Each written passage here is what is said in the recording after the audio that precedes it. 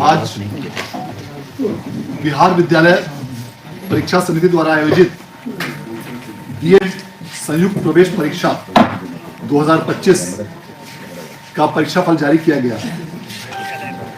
इस परीक्षा में कुल 3,23,313 अभ्यर्थी सम्मिलित हुए थे,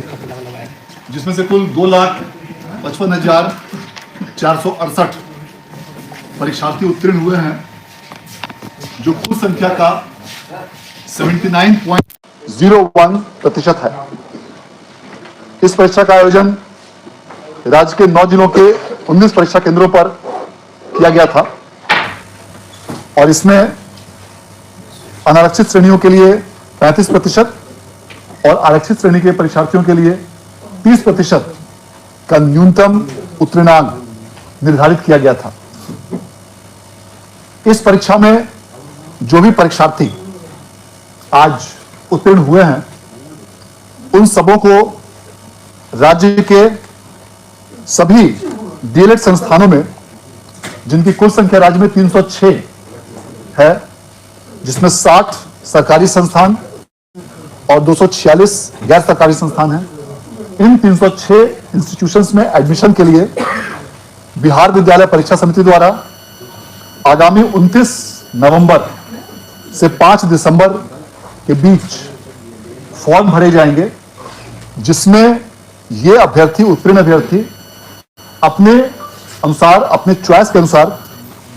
कॉलेज का चयन कर सकते हैं और इनके द्वारा किए गए चयन के आधार पर राज्य के सभी डीएलएड इंस्टीट्यूशंस में नामांकन किया जाएगा। इस नामांकन में जो भी नामांकन के आधार पर प्रारंभिक शिक्षा में डिप्लोमा कोर्स हेतु राज्य सरकार के आरक्षण नियमों के अनुसार उर्दू, कला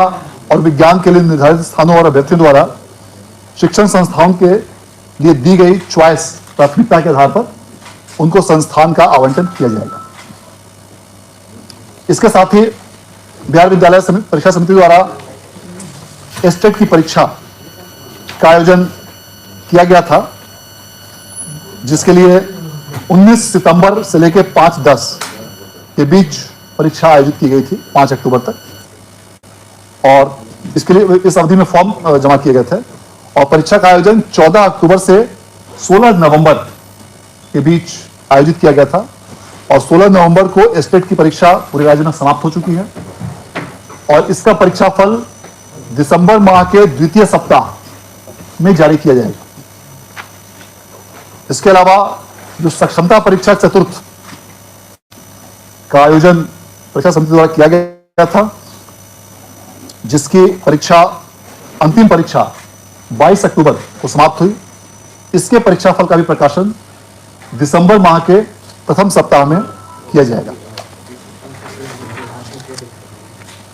आज जो भी परीक्षार्थी डीएलएड की परीक्षा में उत्तीर्ण हुए हैं, उन सबको हम लोग शुभकामना देना चाहते हैं और यह उम्मीद करते हैं कि डीएलएड के आगामी कोर्स के नामांकन के लिए जो भी वे संस्थान का चयन करें, सोच समझकर अपने चॉइस के, अपनी दूरी, अपनी उनके अनुसार से उस संस्थान का नामांकन का चयन करें और उसके आधार ही उन्हें ऑनलाइन रूप से संस्थान का आवंटन। बिहार मेधा दिवस समारोह का आयोजन आगामी 3 दिसंबर को बापू सभागार के अंतर्गत अवस्थित ज्ञान भवन में किया जाएगा। श्री अजय घटक, जो भारत के प्रसिद्ध शिक्षाविद हैं, उन्हें व्याख्यान हेतु आमंत्रित किया गया है और इस बार पहला वर्ष यह ऐसा होगा जबकि बिहार विद्यालय परीक्षा समिति द्वारा टॉपरों को पुरस्कार की राशि दुगनी कर दी गई है। तो इस बार पहली बार टॉपरों को, सभी मैट्रिक के टॉपर और इंटर में प्रथम स्थान प्राप्त करने वाले को 2 लाख रुपए, द्वितीय स्थान प्राप्त करने वाले को 1.5 लाख रुपए और तृतीय स्थान प्राप्त करने वाले को 1 लाख रुपए और उसके अलावा अन्य सभी प्रकार के पुरस्कार, लैपटॉप इत्यादि दिए जाएंगे और इसके लिए भी अलग से सूचना शीघ्र प्रकाशित की जाएगी।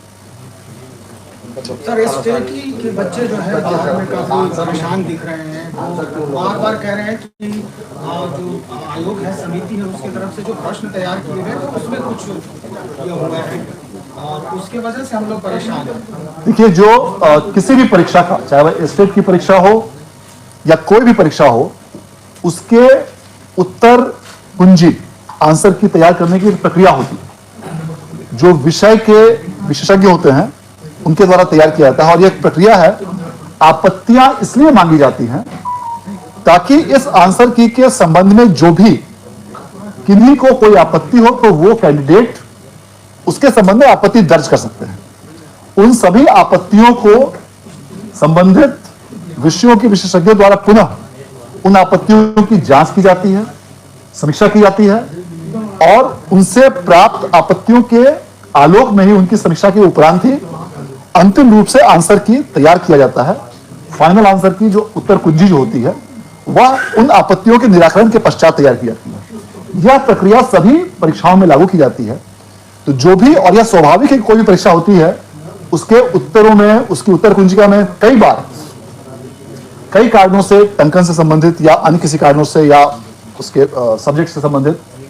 त्रुटियां या अन्य प्रकार की विसंगतियां प्रकाश में आती हैं। यह एक सामान्य प्रक्रिया है किसी भी परीक्षा का और यही कारण है कि हर आंसर पर ऑब्जेक्शन इनवाइट किए जाते हैं, उनसे उनकी प्रतिक्रिया और आपत्ति मांगी जाती है और जो भी, यदि किसी को किसी प्रश्न के संबंध में जो भी कहना चाहते हैं, कोई भी आपत्ति है, त्रुटि है, कोई भी चीज, तो यही एक फोरम है कि वो उसमें आपत्ति करें, अपनी बात रखें और उसके लिए ऑनलाइन रूप से प्रक्रिया भी निर्धारित की गई है और उसके निराकरण के उपरांत ही अंतिम उत्तर कुंजी और मूल्यांकन किया जाएगा। सर, किसी में ज्यादा संख्या है तो जैसे 50 बोल रहे हैं तो 2,000 रुपया 2,500 रुपया हो जाए, कहाँ से छात्र? उन सभी चीजों को हम लोग विचार करेंगे, उन सभी चीजों पर हम लोग विचार करेंगे उत्तर कुंजिका के तैयारी के क्रम में और उसके उपरांत ही जो भी अंतिम निर्णय होगा परीक्षा फल के संबंध में,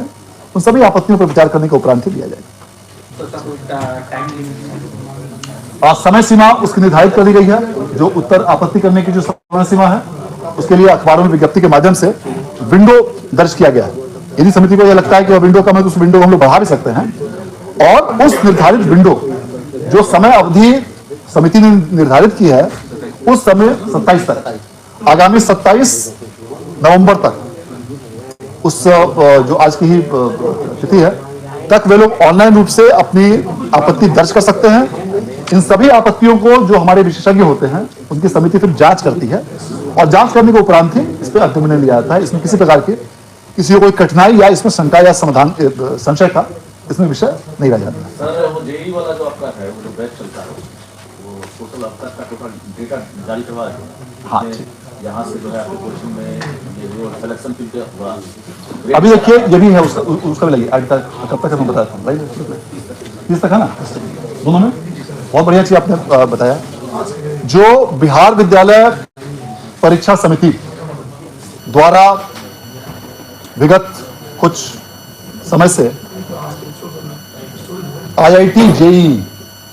के साथ साथ सभी इंजीनियरिंग कॉलेजेस के लिए एंट्रेंस एग्जामिनेशन हेतु जो कॉम्पिटिटिव तैयारी कराई जाती है, फ्री निःशुल्क कोचिंग, और उसी प्रकार नीट और नीट के साथ साथ में सभी प्रकार के मेडिकल कॉम्पिटिशन्स के लिए तैयारी कराई जाती है। उसमें पटना में आवासीय निःशुल्क प्रशिक्षण दिया जाता है जिसमें रहने, खाने, किताब, कॉपी से लेकर सभी चीजें फ्री उपलब्ध कराई जाती हैं और एक्सपर्ट टीचर्स, जो देश के प्रतिष्ठित एक्सपर्ट टीचर्स हैं, वे IIT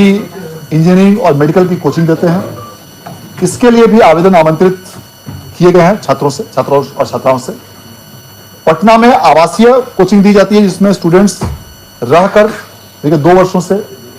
कोचिंग प्राप्त करते हैं और अच्छा रिजल्ट कर रहे हैं। और पटना के अलावा बाकी जो 8 प्रमंडल हैं और पटना में भी गैर आवासीय फ्री कोचिंग की सुविधा बिहार बोर्ड द्वारा दी जाती है। इसके लिए भी सभी छात्र छात्राओं से हम लोग अनुरोध करना चाहेंगे, बिहार में जो भी छात्र छात्रा इंजीनियरिंग और मेडिकल की तैयारी कर रहे हैं और जो भी बिहार बोर्ड के स्टूडेंट्स हैं या बिहार बोर्ड से इंटर की पढ़ाई करना चाहते हैं, वे सभी परीक्षार्थी इस फ्री कोचिंग इंजीनियरिंग और मेडिकल के लिए अवश्य आवेदन करें। आवेदन करने की अंतिम तिथि 30 नवंबर निर्धारित की गई है। इस अवधि में आप पटना में आवासीय कोचिंग करना चाहते हैं तो उसके लिए आवेदन कर सकते हैं, या पटना के अलावा और भी अन्य 8 जो हमारी कमिश्नरी है पूरे बिहार में, वहां पर 11 आवासीय कोचिंग दी जाती है। बल्कि वैसे स्टूडेंट्स को प्रति माह 1000 रुपए की प्रोत्साहन राशि अर्थात 2 वर्ष में 24,000 रुपए की राशि भी दी जाती है, पुस्तक भी दिए जाते हैं, फ्री कोचिंग दी जाती है, टीचर्स उसमें उपलब्ध रहते हैं स्मार्ट बोर्ड और सभी प्रकार के माध्यमों से। तो सभी विद्यार्थियों से, छात्र छात्राओं से अनुरोध है कि इस बिहार विद्यालय परीक्षा समिति द्वारा संचालित निःशुल्क इंजीनियरिंग और मेडिकल कोचिंग का आप अवश्य लाभ उठाएं और इसके लिए आवेदन करें और उसके आधार पर आपका चयन किया जाए। सर हम ये नहीं बोले आंकड़ा सब कुछ अगर दे वो चैम्बर में आ जाइए। दूसरा टीचर